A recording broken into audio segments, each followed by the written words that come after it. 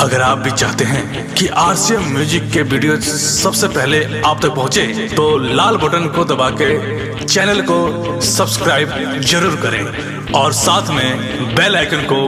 दबाना ना भूलें।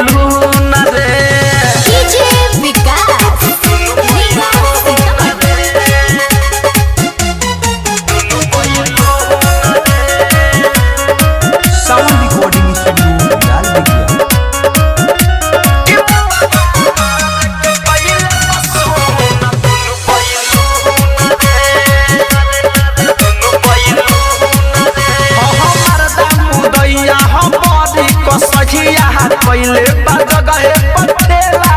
रे सहची टाइट सामान भइल खोखा छितर के गुर्दा बिना जइसे केला रे हम नाही जननी ऐसे होला हनीमून रे हम नाही जननी ऐसे होला हनीमून रे कि मुआना मार के कोइले बसुन दुनु बैलून रे कि मुआना मार के कोइले बसुन दुनु बैलून रे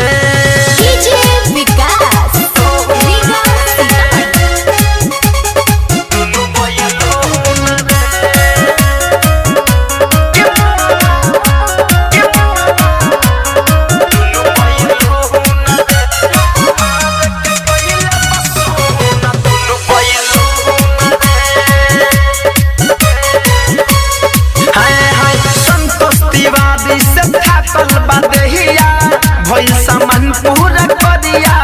हो सिकंदर मोरा तुरले बदेहिया जैसे टूटे घर के नदिया हो धरे कंधनंद के जागर रहे जुनून रे धरे कंधनंद के जागर रहे जुनून रे कि मुआना महार के कोइले बसुन दुनु बैलून रे कि मुआना मार के कोइले बसुन दुनु बैलून रे गवने के रतिया तकिया दिल बात धुन रे कि मुआना मार के कोइले बसुन दुनु बैलून रे कि मुआना मार के कोइले बसुन दुनु बैलून रे। सावन रिकॉर्डिंग स्टूडियो लाल बेगिया।